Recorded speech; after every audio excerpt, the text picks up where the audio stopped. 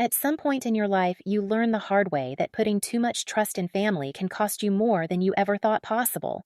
My name is Alicia Bennett. I'm 34 years old, and I built my entire life around being independent because I figured out early on that real peace only comes when you protect your own space. I worked hard to live on my own, to have control over my home, and to believe that the people closest to me would respect my boundaries once I made them clear. That belief shattered the night I opened my front door and saw things that didn't belong to me. There were unfamiliar bags leaning against the wall, shoes I didn't recognize lined up near the entrance, and boxes stacked neatly beside my furniture. It looked like someone had calmly decided that my home was no longer just mine. My chest tightened as the truth hit me. My mother had used her spare key to let my unemployed sister move into my house without asking me. This wasn't a visit. This wasn't a conversation. They had moved her in as if they had every right to be there. I stood in the middle of my living room and spoke calmly without raising my voice. I said, "You don't get to live here. This is my house." What I got back wasn't fear or embarrassment or an apology. It was quiet expectation, like this outcome had already been decided for me. I picked up my phone. My hands were steady, even though my heart wasn't. When the operator answered, I said, "There are people inside my house who entered without my permission, and they're refusing to leave." When the police arrived, they were calm and professional, speaking softly as they escorted them out. I stood in the hallway and watched them walk out of the life I had built for myself. I thought that was the end of it. 2 days later, I woke up to the sound of metal scraping sharply against my front door. When I checked my security camera, I saw my mother standing outside with a locksmith. I watched as he worked his tools into my lock like it was perfectly normal, like he was allowed to be there, like she had never been told no. I didn't hesitate. I didn't panic. I picked up my phone and made the call without shaking because by that point I understood one thing very clearly. Some people don't stop crossing lines unless you force them to. If you've ever had someone ignore your boundaries just because you share the same blood, subscribe to this channel, like this video, and share your story in the comments. What happened next was worse than you probably expect. Long before everything finally fell apart, my life had already started pulling away from the people who raised me. Independence didn't happen overnight. It grew slowly, shaped by years of learning what went wrong when I relied too heavily on anyone. I saw promises get broken, expectations change, and affection slowly turn into obligation. So I started building a life that belonged only to me, one quiet step at a time.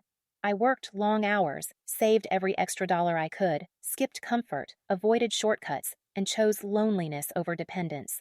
Loneliness, at least, felt honest. The distance between me and my mother, Linda, wasn't fueled by anger. It came from constant pressure that never had a name. Every question felt like an inspection. Every suggestion felt like a command. Every silence felt like disappointment, disguised as concern.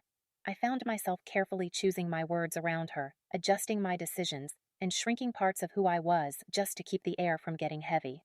My sister Rachel always lived on the edge of my world. She was close enough to see what I built, but far enough away to completely misunderstand it.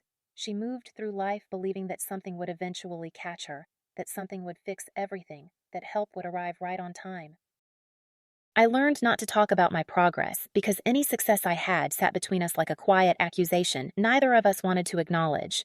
There were never screaming matches or explosive fights. What we had instead was quiet tension, living in long pauses, sideways glances, and conversations that ended before they should have. By the time I bought my home with my own savings, I didn't even feel like celebrating. I kept it private because happiness felt fragile in a family where control often dressed itself up as care. Giving my mother a spare key was never about trust in the romantic sense of family closeness. The night I handed it to her, I looked her straight in the eye and laid out the rules clearly. No hesitation, no smiling, no softening the message.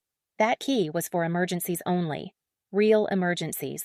Situations where I couldn't be reached, where something serious had happened, where waiting wasn't an option. It was not for visits. It was not for convenience. And it was absolutely not for making decisions that weren't hers to make. She took the key quietly, held it in her palm, nodded once, and said nothing. At the time, that silence felt like agreement. I believed my boundaries had finally been understood. What I didn't realize was that understanding something and accepting it are two very different things. About 2 months before everything finally exploded, the air around my life started to feel heavier in a way I couldn't explain. I didn't find out about Rachel's housing problems from my mother, and I didn't hear it from Rachel either. I didn't hear about it directly. The information reached me through a relative who mentioned it casually during a conversation that had nothing to do with family drama. Somehow, that made it feel more real and more unsettling at the same time. I was told that Rachel no longer had stable housing. It wasn't shared as gossip or as a warning. It was presented as a quiet fact, the kind that settles into your mind and stays there no matter how hard you try to push it away. Rachel never called me. She didn't text asking for help. She didn't show up at my door looking for permission. Instead, she began to exist around my life without ever stepping inside it, like a shadow slowly stretching across a wall until one day you realize it's already covering everything. I noticed it in the way my mom started coming over more often. Not to spend time with me, not to ask about my life. She walked through my house with eyes that studied instead of appreciated. My home stopped feeling like a place she respected and started feeling like something she was evaluating. She opened doors I usually kept closed. She lingered in the hallway longer than necessary. She looked at the spare room in a way that made my skin tighten, even though she hadn't said anything directly yet. Her voice stayed soft, but her intentions began to speak louder than her words. One afternoon, while standing near the doorway of the guest room, she said something that sounded harmless on the surface but carried real weight underneath. She looked around calmly and said, "No one should live alone in a house like this." Her tone was gentle, but something shifted in the room when she said it. It wasn't advice. It felt like a test. I didn't argue with her. I didn't accuse her of planning something. I didn't raise my voice or confront her in that moment, because I've learned that real intentions rarely show themselves when someone feels challenged. Instead, I started paying closer attention. I noticed how often her eyes returned to the same spaces. I noticed how frequently she brought up safety, loneliness, and responsibility in conversations that weren't meant to be about any of those things. The longer it went on, the clearer it became that this wasn't about concern anymore. It felt like preparation. It felt like positioning, like small, quiet moves being made before a bigger decision was forced into the open without my permission. Rachel was forced to leave the city quietly, without the ability to establish residency or continue any unlawful presence. She had no protection, no structure to lean on, and no remaining way to stay nearby. The reality waiting for her was simple and unshielded. She had to figure out her life on her own, without borrowed authority, hidden access, or someone speaking for her. I didn't follow where she went. I didn't need to. Distance created its own kind of ending. Inside my house, everything physical changed. I replaced every lock. I reinforced every entry point. The security system was completely redesigned and expanded. Cameras now covered angles I never imagined I'd need when I first bought the place. Motion detection became layered. Alerts became immediate. Access became singular and controlled. Working through my lawyer, I established firm legal boundaries that existed both on paper and inside official registries. No claim, no signature, and no attempt at residency could ever be made quietly again. That process changed something in me permanently. For a long time, I believed family meant tolerance, patience, and emotional endurance. What I learned instead was that empathy without protection gives people permission to cross limits without fear. I learned that allowing repeated access simply because of blood creates danger that grows quietly. Boundaries aren't cruelty, they're structure, they're safety, they're self-respect. No relationship, no title, and no shared history gives anyone the right to take away your sense of safety inside your own home. Protecting yourself isn't betrayal, it's responsibility. If you stayed with this story until the end, I want to thank you sincerely. Your time matters, your attention matters, and if you've ever had someone use closeness as a way to push into spaces that should have stayed yours, know this: you're not alone. You're not being dramatic. You're not wrong. You deserve peace in your own life. If this story resonated with you, feel free to share your experience in the comments, or let this be your reminder that you are allowed to protect what belongs to you. That night, I scheduled an appointment with my lawyer, Daniel Harper. This no longer felt like a family issue that could be talked through quietly. From that point on, I called him Daniel because I needed someone who saw this situation as law, not emotion. I needed someone who wouldn't soften what was happening. Daniel sat across from me in silence as he reviewed the papers, moving slower with each page. The tightening of his jaw told me more than words could have. He explained that if those forms had ever been filed, even partially, someone could have argued that I had legally given another person permission to establish residency in my home. That alone could have opened the door to property disputes that might have taken years to untangle. He told me that silence is often the most dangerous response in situations like this, because it allows false documents to take root inside the legal system before the rightful owner even realizes something has been planted. This wasn't about hurt feelings or broken trust anymore. It wasn't even about emotional boundaries. It was about protecting ownership, intent, and legal control over the life I had built with my own effort. As I listened, something shifted. For the first time, I could see the full shape of what was happening. This had never been about letting Rachel stay temporarily, and it was never about my mom helping in the way parents sometimes claim they are. This was a slow, deliberate move toward control, built on guilt, pressure, and assumptions instead of permission or truth. The confusion in my chest gave way to something steadier. I realized that if they had succeeded, I might have woken up one day in a house that no longer legally belonged to me the way I believed it did. I could have found myself trapped in courtrooms instead of hallways, trying to prove that my life had been taken without my consent. That was the moment I decided there would be no more conversations, no more explanations. No more attempts to repair something that hadn't been broken by accident. I stopped responding to messages. I stopped acknowledging calls. I stopped leaving space for doubt inside my own mind. With Daniel's guidance, I began preparing formal documentation to protect the property, block any attempt to file residency claims, and create a clear legal record stating that I had never granted permission for anyone else to claim rights over my home. I moved through each step carefully because this wasn't emotional work anymore. It was structural work meant to protect the foundation of my life. For the first time since everything began, I didn't feel small or uncertain. Clarity replaced hesitation. Preparation replaced fear. A quiet sense of control settled in, bringing steadiness instead of panic, certainty instead of confusion, and direction instead of doubt. I understood that whatever came next wouldn't catch me off guard. I wasn't reacting anymore. I was building boundaries that couldn't be crossed quietly or dismantled in the dark. Months later, life inside my home no longer felt fragile. It felt calm, structured, and intentional. That peace didn't come from forgiveness or emotional closure. It came from paperwork, courtroom signatures, and legal language that left no room for negotiation. After the second documented incident was fully reviewed, my mom faced administrative penalties. The outcome wasn't symbolic. She received formal sanctions, was legally barred from approaching or interacting with any property tied to my name, and permanently lost the ability to request, file, or interfere with any housing-related decisions involving me. There were no dramatic scenes in that process, just forms, hearings, verifications, and a steady removal of influence with no path back. The next morning, I knew I was done negotiating. I stood in the living room facing my mom without the softness I used to carry whenever she pushed past a line. Something had shifted overnight. The clarity I felt was heavier than fear, but steadier than anger. I told her that ownership wasn't a feeling or a suggestion. It wasn't a flexible idea shaped by blood or history. It was a legal and personal reality, and no one had the right to touch it just because they shared my last name. Then I asked her to leave. My voice didn't rise, and it didn't shake. Rachel stepped into the room slowly, carrying a quiet dissatisfaction that stretched the moment longer than it needed to be. She used her presence and wounded expressions to apply pressure instead of offering real words, filling the air with an emotional weight that felt physical rather than spoken. She talked about family in a way that turned guilt into obligation, making the room feel suffocating instead of conversational. I stayed still and refused to soften the boundary I had already stated. I told them clearly that the emergency key was not permission. It was not access. It was not an open door for comfort or assumption. I explained that the key existed for danger only, for real emergencies, for situations involving life or safety, not convenience, control, or quiet decisions made without me. Using it without fear or consent wasn't helping a family member. It was trespassing.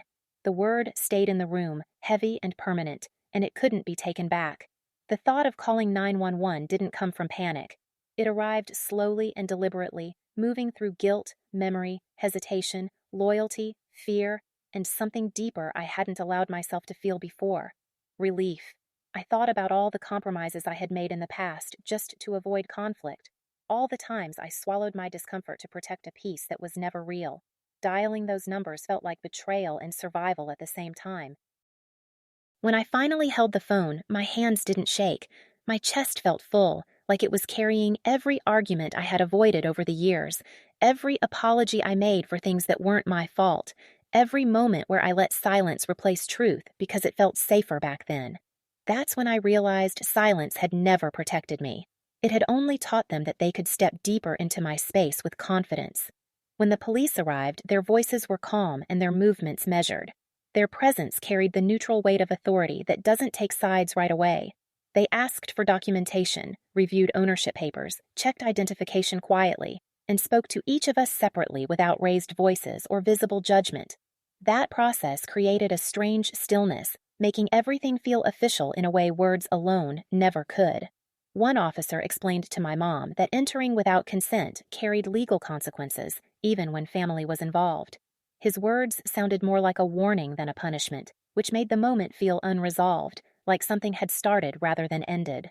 There were no handcuffs, no dramatic removal, no final scene, just a formal warning hanging in the air, like a clock that had begun ticking instead of stopping. When they left, the house felt bigger, quieter, heavier, more honest. Something fundamental inside me had changed, and I knew it couldn't be undone by apologies, excuses, or promises. And I understood that the weight of it made my fingers tense before I even broke the seal. Inside the envelope were printed forms with my name, my address, and what looked like my signature. The documents described long-term residential permission that I had never requested, signed, or approved. At first, I tried to tell myself there had to be some kind of mistake. But the longer I studied the lines, the spacing, and the looping strokes at the bottom of the page, the more obvious it became that the handwriting wasn't mine. By the end of that stretch of time, I understood something important. Even without proof, I knew the attention my mom was giving my home wasn't coming from love or protection anymore. It was coming from a direction I hadn't agreed to and from a plan I was never asked to be part of.